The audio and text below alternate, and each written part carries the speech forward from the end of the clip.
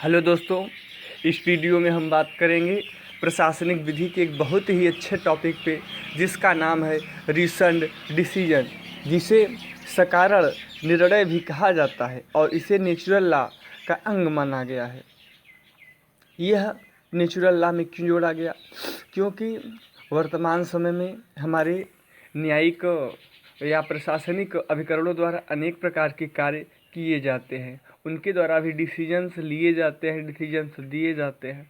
तो वो अपनी मनमानी शक्तियों का प्रयोग न कर सके, उनको जो वैवेकिक शक्तियाँ प्रदान की जाती हैं उनका वो अनुचित प्रयोग न कर सके, इसलिए उन्हें जब वो डिसीजन दें तो उसके जो निर्णय के अतिरिक्त कारण भी होते हैं उनका भी उन्हें विस्तार सहित कारण बताना आवश्यक होगा कि हमने किस बेस पर यह निर्णय दिया है, चाहे वह न्यायिक कल्प हो या न्यायिक अभिकरण हो या न्यायाधिकरण हो या कोई ट्रिब्यूनल हो। अगर उनके द्वारा कोई न्याय प्रदान किया जाता है तो उसके न्याय देने के कारणों का भी उन्हें चाहे वो कारण बताना होगा कि किस बेस पर उन्होंने आखिरकार न्याय दिया है।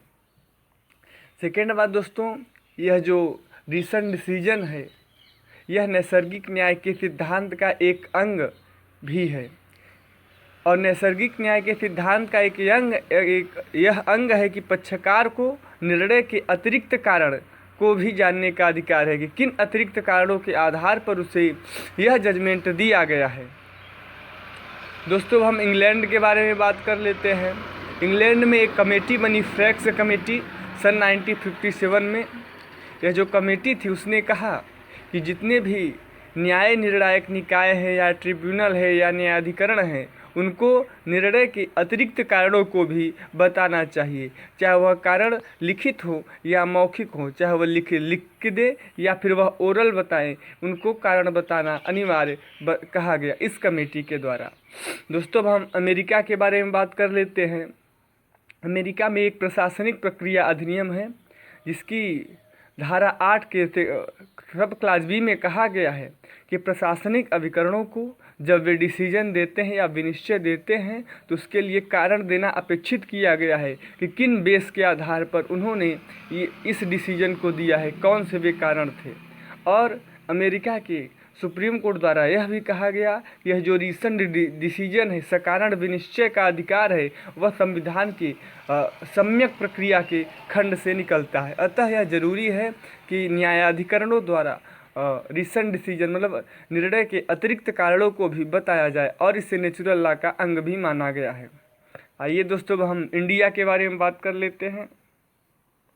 हमारे सुप्रीम कोर्ट द्वारा, उच्चतम न्यायालय द्वारा सकारण निर्णय को अनेक वादों में नेचुरल लॉ का अंग बताया गया है और कहा गया है कि यह नेचुरल लॉ का सिद्धांत है। इससे न्याय में ऋजुता तथा सरलता आती है और प्रशासनिक अधिकारियों द्वारा वे अपने मनमानी शक्तियों का अनुचित प्रयोग न कर सके, इसलिए इसको बताना आवश्यक होता है। हम एक केस देखते हैं दोस्तों, जिसमें है Mahavir versus UP state, AIR 1972। इसमें उच्चतम न्यायालय द्वारा कहा गया कि विधि न्यायिक कल्पों से सकारण निर्णय देने की अपेक्षा करती है। तात्पर्य यह निकलता है दोस्तों, जो विधि होती है वह जितने भी न्यायिक कल्प होते हैं या न्यायिक अधिकरण होते हैं या भी ट्रिब्यूनल होते हैं, उनसे यह अपेक्षा करती है कि वो जब कोई डिसीजन देंगे तो निर्णय के अतिरिक्त कारणों को भी बताने का प्रयास करेंगे, जिससे कि दूसरे पक्षकार को संतुष्टि मिल सके। और इसके बाद हम सेकेंड को केस देखेंगे दोस्तों, भगत राजा वर्सेज भारत संघ, AIR 1972। इसमें कहा गया कि शक्ति के मनमाना प्रयोग को रोकने के लिए न्यायिक निकायों द्वारा सकारण निर्णय दिया जाना आवश्यक है। अब नैसर्गिक न्याय का परिप्रेक्ष्य क्या है दोस्तों, अब हम यह देखेंगे दोस्तों। यह जो सिद्धांत है रिसेंट डिसीजन, यह भारत में अब दृढ़ रूप में स्थापित हो चुका है कि जो न्याय निर्णायक प्राधिकारी हैं वह अपने विनिश्चय हेतु कारण देने के लिए आबद्ध है कि जब वो कोई विनिश्चय करेंगे तो किन आधारों पर उन्होंने यह विनिश्चय किया है, यह उन्हें बताना ही होगा। इसमें फेमस केस है जैसे चेगुले एंड कंपनी बनाम भारत संघ।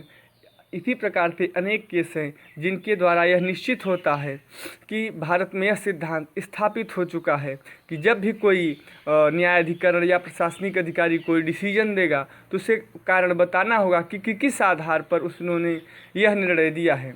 इसके बाद आते हैं दोस्तों एक अच्छे केस पे जिसका नाम है मेनका गांधी वर्सेज भारत संघ, जिसमें उच्चतम न्यायालय द्वारा कहा गया कि पासपोर्ट अधिनियम 1963 के तहत प्राधिकारी यदि किसी का पासपोर्ट परिबद्ध करता है तो उसे अभिलिखित कारण देना होगा। तात्पर्य यह निकलता है कि उसे लिख के देना होगा कि उसने किस आधार पर उस व्यक्ति का पासपोर्ट परिबद्ध किया है।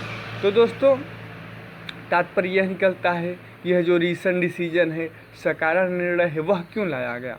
वह इसलिए लाया गया कि जब कोई प्रशासनिक अभिकरण या प्रशासनिक अधिकारी अपनी शक्तियों का मनमाना तथा अयुक्तियुक्त तथा बोनाफाइड किसी प्रकार का अनुचित विवेक का प्रयोग न कर सके तथा मनमाना शक्तियों का प्रयोग न कर सके, इसलिए इस रीसेंट डिसीजन को नेचुरल लॉ का अंग बताया गया और जिससे कि न्याय में ऋजुता तथा सरलता बनी रहे और दूसरे पक्षकार को भी मन में किसी प्रकार की शंका न रहे। सो दोस्तों इस प्रकार रीसेंट डिसीजन हमारा पूरा हुआ।